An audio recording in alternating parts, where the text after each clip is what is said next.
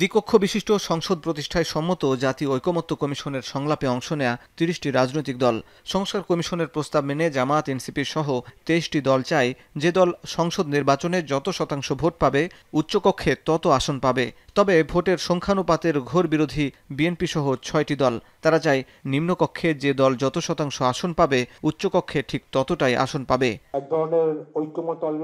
উচ্চকক্ষের আসন বণ্টন নিয়ে যখন মতানৈক্য, তখন নাগরিক সমাজের প্রতিনিধি, সংবিধান বিশেষজ্ঞ এবং বিভিন্ন রাজনৈতিক দলের নেতারা অংশ নেয় গোলটেবিল বৈঠকে।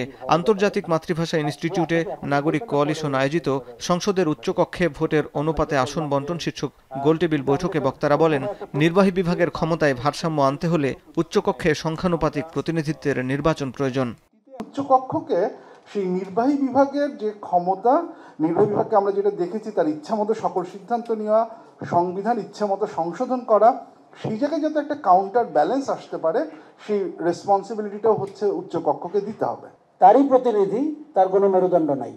তারই প্রতিনিধি, তার একটা সামাজিক স্বীকৃতি দরকার। এখন এই জন্য একটা আপার চেম্বার তৈরি করে ডাম্পিং গ্রাউন্ড করলে আমাদের কোনোই কাজে হয়তো আসবে না। অনুষ্ঠানে বক্তারা বলেন, জনগণের অংশগ্রহণ ও প্রতিনিধিত্ব বিবেচনা করলে উচ্চকক্ষে সংখ্যানুপাতিক পদ্ধতি প্রয়োজন। ক্ষমতা কমে যাওয়ার আশঙ্কায় উচ্চকক্ষে বিএনপি সংখ্যানুপাতিক পদ্ধতি চায় না বলেও অভিযোগ করেন বক্তারা।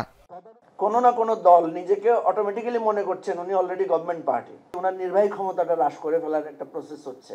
চূড়ান্ত ঐকমত্যে পৌঁছাতে পারবো কিনা এটা আমি ডাউট। আমরা বলছি টোটাল নির্বাচনটা আনুপাতিকারে, পরে অন্য দলের কথা চিন্তা করে আমরা আমাদের পজিশন থেকে সরে এসেছি যে অন্তত একটা কক্ষ, সেটা আপার হাউস, যেন আমরা কোনো ব্যক্তি, কোনো দলকে সামনে নিয়ে আমরা যেন সংস্কারের ফর্দ নিয়ে আলোচনায় না বসি। ঠিক আছে, আপনাদের মতো করে যে ক্ষমতায় আসবে সে তার মতো রুল করতে চায়, নিজের মতো করে করবে। বাট কনস্টিটিউশনাল অ্যামেন্ডমেন্ট তো একটা পার্টির চাওয়ার ভিত্তিতে হওয়া উচিত না। এটা ডেঞ্জারটা আমরা দেখেছি।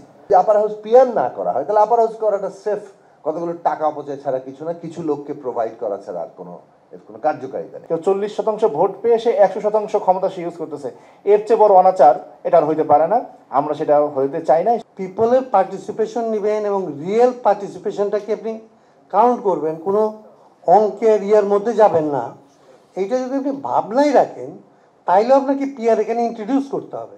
বৈঠকে নির্বাচন সংস্কার কমিশনের প্রধান বলেন, নিম্নকক্ষের আসনের ভিত্তিতে উচ্চকক্ষ হলে স্বৈরাচার পাকাপোক্ত হবে।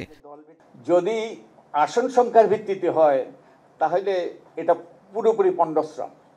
এটা ওই যে উচ্চকক্ষটা হবে নিম্নকক্ষেরই রেপ্লিকা, পুরোপুরি রেপ্লিকা, এবং দলের আধিপত্য আরও নিরঙ্কুশ হবে। এ সময় নির্বাচনের আগে উচ্চকক্ষে বিভিন্ন দলের মনোনীতদের তালিকা প্রকাশ করার আহ্বান জানায় এনসিপি। কনসালটেশন করছে। হাসিব বিল্লাহ, এখন, ঢাকা।